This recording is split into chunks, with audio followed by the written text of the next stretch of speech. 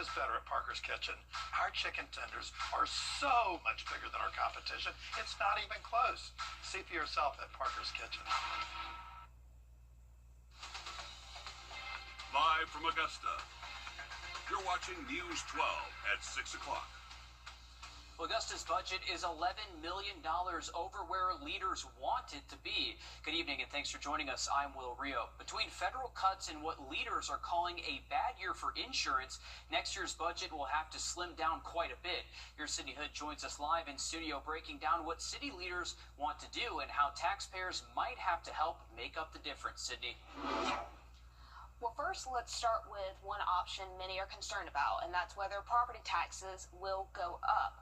One option the city's interim finance director laid out for commissioners is increasing by $1 million, which he says is about $8 million. What that looks like to the average household in Richmond County, he says, is about a $90 increase in taxes. He says the average home value is around $200,000, and between property owners already expected to see an increase in streetlight fees and garbage fees, some are having to buckle down when it comes to saving every last penny.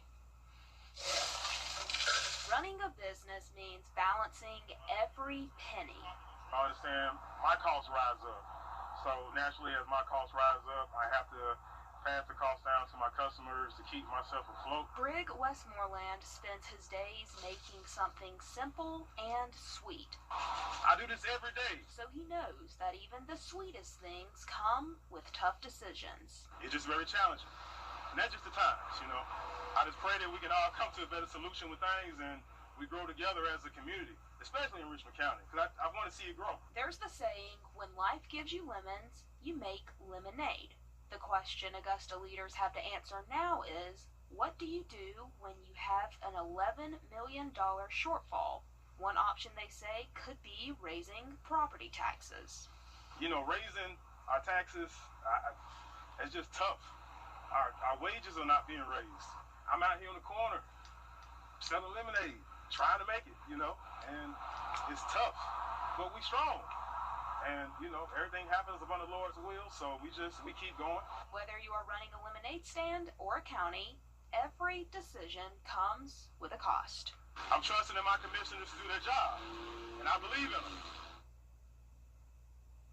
Now, going into these budget conversations, commissioners say that they'll have to make, quote, tough decisions to make. And, of course, one of those tough decisions is whether they'll have to make cuts in order to fill that $11 million hole. The city's interim finance director told commissioners that big cuts could potentially impact services like grass mowing and parks. So all of this is on the table for commissioners to discuss tomorrow, and we will, of course, be there to bring you the latest. So the big question here, if they raise property taxes plus factor in streetlight fees and garbage fees going up, what are people looking at here?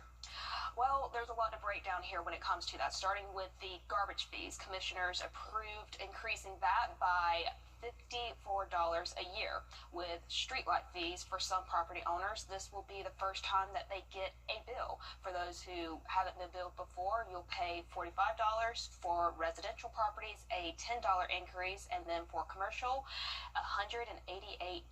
And like we mentioned, a $1 million increase on property taxes is on the table for the average house in Augusta. The interim finance director says that'll be about a $90 increase. All right, thank you, Sydney, for staying on top of that for everyone. Switching gears to weather now as we check in with your First Alert Chief Meteorologist, Riley Ailes, who's joining us live from the Weather Center. Riley. Yeah, well, we're keeping an eye on a few showers and thunderstorms out there. Most of us are currently dry. I would say a lot of the area does stay dry for the rest of tonight, but just can't rule out maybe a stray downpour out there. This is all going to be driven by a backdoor cold front that's slowly going to be dropping south and west over the next 24 hours. This has been kicking up some stronger storms up towards Columbia. Now they're starting to reach the Aiken County border, traveling along I-20. So a heads up if you live right on that Aiken and Lexington County line, you do have a little bit stronger storm trying to head your way. We've had some downpours up towards the lake. Those have since really fizzled out, not really seeing much activity up there at the moment. But as we continue into this evening, just can't rule out maybe some more of those stray little showers, possible isolated thunderstorm too. But once we get after 10 o'clock, it looks like that coverage should really decrease. So just keeping that chance for the next few hours. Once we get into late tonight, waking up early tomorrow morning, right at sunrise, we'll see our low temps bottom out into the low 70s, and just going to see fairly calm conditions initially, which could lead to some maybe some morning fog in a few spots. By tomorrow afternoon, we're expecting highs to be cooler than today, but that's going to be thanks to a little bit higher rain chances as that backdoor front gets a little bit closer. Have a look at those rain chances tomorrow for you in just a bit. Sounds good. Thanks, Riley. Poor water quality, brown, murky water, and rising frustrations. In Columbia County, neighbors tell us they've been dealing with these issues for weeks and even months now. We're on your side working to get answers. Your Gunter Schroeder joins us live from the newsroom. Gunter, what does the county have to say about these concerns? Thanks, Will. Well, many people in Columbia County have had water problems in the past few months, but everyone seems to have had a different kind of experience. A Columbia County spokesperson told me it's mostly due to manganese, which is a naturally occurring mineral that is built up in the county water pipes over time, and that can make the water appear brown or cause changes in the taste or smell. Now, I talked to people in Columbia County neighborhoods, and many of them live just a short distance from the county's water utility office on William Few Parkway. One woman in the Highland Lakes neighborhood told me using the water for laundry this weekend stained some of her daughter's clothes, and another said sediment was left in her tub after draining a bath. While the county says there's not any advisory for the water, many people are still hesitant. We've been here 2 months, and every time I do my dog's water or the bathtub water, it's still brown, and I keep thinking, well, is it from all the rain we've been getting? But I've never experienced brown water no matter where I've lived at. During the summer, the county says people are using more water. They say water is moving faster through the pipes, which erodes manganese into the water. For now, the county recommends you call their office to request a crew to flush your lines, but a more permanent solution isn't coming until November. Starting November 1st, the county will be inserting foam bullets into the water system. The county says those bullets will remove manganese from the water lines and make it much less brown. The county planned this during the winter because water usage is lowest. Now, we also asked what the downside of flushing the system earlier is and what people should do in the meantime other than having the lines flushed. We'll let you know what we hear back on those questions. Also, as summer turns to fall, the county says water usage will go down, likely meaning the manganese levels will go down as well. We know so many of those families there in Columbia County have been waiting for some kind of resolution here. You say that flushing won't happen until at least November there, so families looking like they're going to have to wait a little bit longer to get rid of that brown color in their water. Thanks for that, Gunter. Well, happening live now in Augusta, Senator Jason by State Senator Harold Jones II. Well, Augusta University continues to grow in size, and this year they have more out-of-state students than ever. Here, Ethan Hunter has the latest on how our local university is attracting more attention from outside our area. Augusta University students are settling in. It's okay, this game. And settling scores. We're going to do this every Monday. Many new students coming from all over, experiencing Augusta for the first time. It's very quiet, it's very friendly, very welcoming. Southern hospitality. Yeah, I think I felt a bit of that. Even in here, like, the workers will just be so nice. Vincent crossed state lines. His friend Aries Maitland crossed an ocean from Costa Rica. There's some of the growing number of Augusta University students from outside the CSRA. University President Russell Keene says it's a 20% increase over the last 10 years. It's really good to see everyone kind of circling back in. Jerry Goldsmith grew up in Augusta. Now he owns Bodega Ultima and is proud of what the university has become. It's growing into what, I went to Georgia, growing into more of a bigger state school, and it's really cool to see that's happening in our town. As the university grows, out-of-state enrollment keeps being a bigger part of it. But some parts of college will never change. That is gay. In Augusta, Ethan Hunter, on your side. And meanwhile, hundreds of patients that use Augusta University's nurse-managed health center are left looking for new doctors after we've learned the practice will close in less than a month. More than 700 patients used the service on St. Sebastian Way in the last year, according to AU. We reached out to ask why, and we're told that the building will be repurposed into the student health center as the health campus expands. The closure came with little warning for patients who relied on this center for a variety of services and treatments since it opened in 2019. Riley?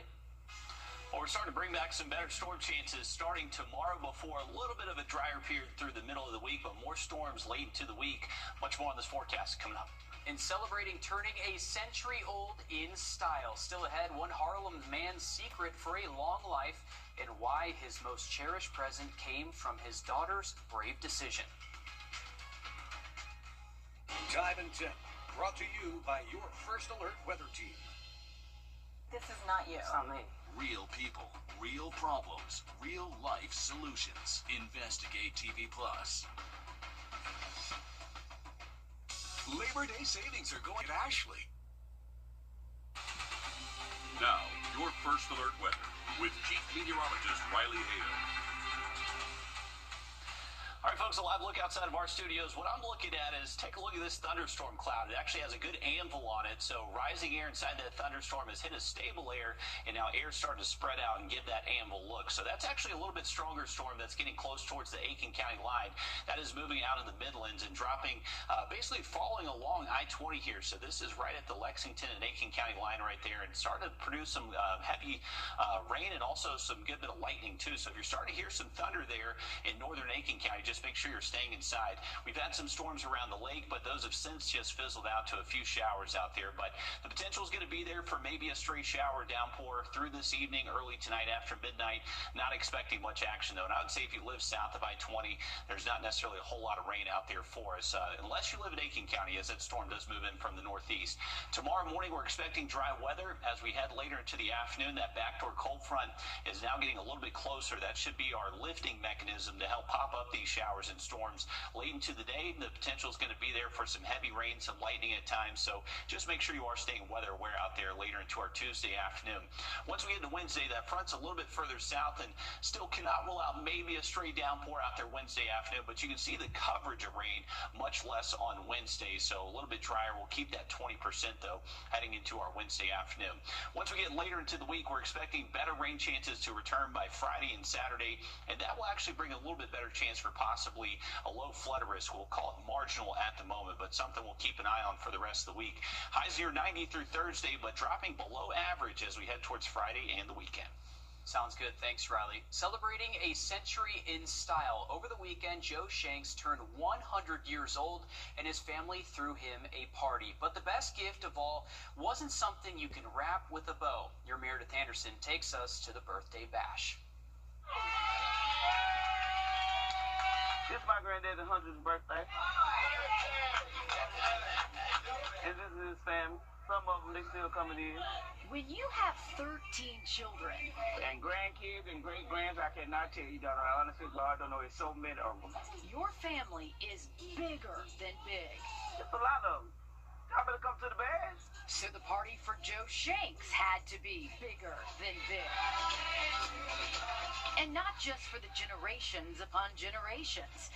It seems the king also belongs to his whole town. Pretty much majority of Harlem knows him.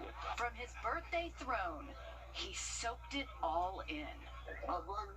Watching his children and his children's children and their children dance and laugh and eat and celebrate him and his long life. Want to know his secret to his long life? Ask anyone. Playing cards and moonshine. And they have the same answer. Oh, that's that playing them cards. He loved to play cards and he loved his moonshine. He doesn't mind money either, which is why the birthday boy was collecting quite a bit. Perhaps for a card game leader. I'd rather not say. But his greatest gifts weren't the ones pinned to his chest or the cake with his favorite team. It was time with family, in particular, his youngest daughter. The last time he talked to her, she wasn't with us, and he told her the next time we had his party, he wanted her here and sober. And here she go today, a year or so. She graduated on the 20th, the best birthday present ever. Judy Elam missed decades of her dad's birthdays. A drug addiction often kept her handcuffed to the street. A lot of times, she ended up in actual handcuffs. Just tore my family down and hurt my kids, and I can't make up for all that time I lost. And I want to give it back to my grandkids, but I can't make up for the time that I lost with them. She's now been clean for a year. So on the day she celebrates the man who gave her life, she is also celebrating getting her life back. I just want to give all thanks to the mighty God. I ain't never think I could do it, but I'm doing it. And I'm here with everybody. Generations of family rooting for her, offering to be her support system. She made it this far, and we're going to keep her going. Let her know she's still loved and always will be, and we got her back. Because that's what families do. As for Mr. Shanks, at 100 years old, he's making plans. He told me he's considering dating again in the future. I'll find a woman somewhere down the road. I ain't looking at her right now. Because right now, finally, he has everything and everyone he needs. In Harlem, at the Big Birthday Bash, Meredith Anderson, on your side. And just an incredible story there. We know addiction touches pretty much every family, so we hope Judy's story can give hope to those struggling. Judy graduates from the Swag House this Wednesday, a faith-based 12-month program for women right here in Augusta. We'll link you to that info about that with this story. And Mr. Shanks, of course, we hope you had a great birthday. Riley? Definitely so. Thanks for that, Will. Still ahead, the News 12 weather team's 3-degree guarantee, 100% accurate for the month of July. Each day we got right was $50 towards a local nonprofit. We're presenting that check and showing you where the money is going next. First Alert Radar, powered by Jim Hudson Automotive Group. For over 30 years. All right, thanks for that. Will want to give everyone an update on Hurricane Aaron. This is a major Category 4 hurricane. And actually, if you're following updates through the weekend, this became a Cat 5 at one time. It's gone through some eyewall replacement cycles, so it's varied in strength a little bit over the last 24 hours, but likely will stay a major hurricane. And luckily, no direct impacts expected for us here locally in the CSRA, but this is going to continue to get a little close for comfort there to the Outer Banks of North Carolina, but should stay just off the coast, but going to bring them some impacts on the way of some rip currents and also some fairly large waves. And I will say, if you have any plans to head towards the beaches, anywhere from Florida all the way up to the Carolinas, be extra safe. You likely need to stay out the water with a hard rip current risk over the next several days. Thanks, Riley. Your First Alert weather team continuing their 100% accuracy streak through the month of July. Each weekday that our team predicts the high temps within 3 degrees. Tub Doctor donates $50 to a local nonprofit over the next several days. Thanks, Riley. Your First Alert weather team continuing their 100% accuracy streak through the month of July. Each weekday that our team predicts the high temps within 3 degrees.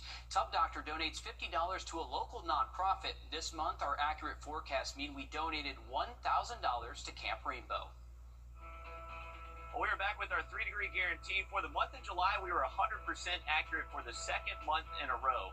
Tub Doctor chose Camp Rainbow for the charity during the month of July. This is an incredible camp that benefits cancer patients right here at the Children's Hospital of Georgia. Let's go give them a check. Morning, Kim. Morning, Carrie. Hey. How are y'all doing today? Good. How are you? We are so excited to hand you this check, Kim. Camp Rainbow is such an amazing organization here locally. Can you tell us a little bit about Camp Rainbow? Yes. So we just celebrated our 40th year of having a camp experience for kids with pediatric cancer. So they get to come to our camping event and they get to experience everything a kid would typically experience at a camp. Canoeing, kayaking, swimming, disc golf, climbing walls, zip line, all that kind of fun stuff. Even though they are getting their chemotherapy while they're at camp. So we take a couple doctors, we take a couple nurses, so they're still getting their medicine, but they're at the camp. Such an incredible resource, and if parents have a children here at CHOG that they want to participate in Camp Rainbow, how can they do that? Yeah, they can just get in touch with me over in the clinic and just let me know that their child is interested in camp, and we have some age requirements. But yeah, we try to invite all of the kids who are currently on treatment, and we take some kids who are off treatment as well. That's incredible. So happy to hand this check to you. And all thanks to Tub Doctor. Thank you. Carrie, y'all picked a good one. What made y'all lead this choice for Camp Rainbow? We love that the kids get to be kids for a week and forget about everything else going on. Definitely. Have a good time. Awesome. Thank you so much.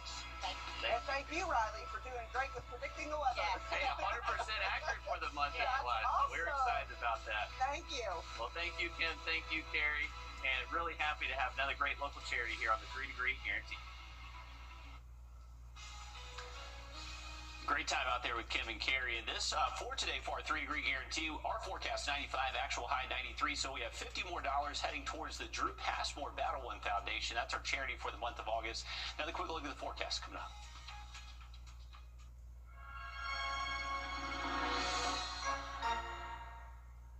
The CSRA.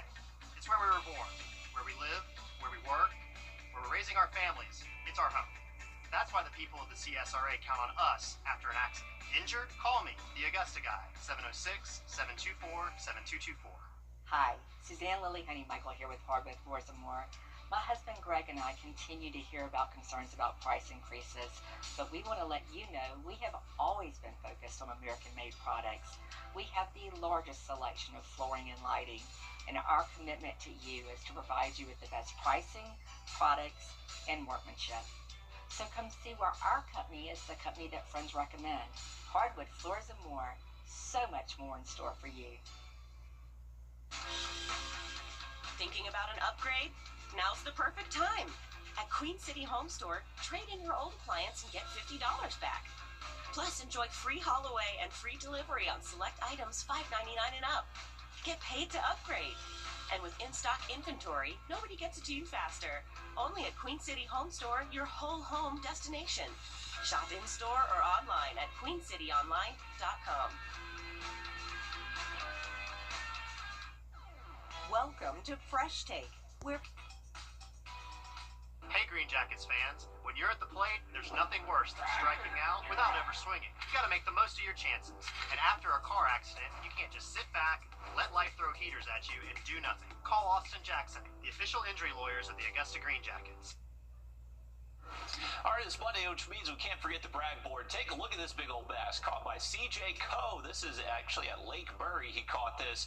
I actually ran into CJ's mom at a different 3 Degree Guarantee check presentation at CHOG back in July, and she was letting me know that her son loves to fish. So I said, hey, make sure you submit a picture to the brag board, and she did. Take a look at that big old fish. Awesome fish right there, CJ.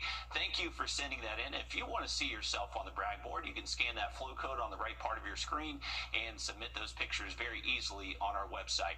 Now, the quick look at our 7-day forecast. We got a little bit better storm chances heading into your Tuesday. Those will mainly be into the afternoon and early evening. Slightly drier weather Wednesday will keep those high temps near 90 degrees through at least Thursday, but late into the week, we're getting stormy once again, and that should keep those high temperatures several degrees below average. All right, thanks, Riley. Stick with us. We'll have more coming up on 26 News at 7 and News 12 at 10 and 11 o'clock. Thanks for watching.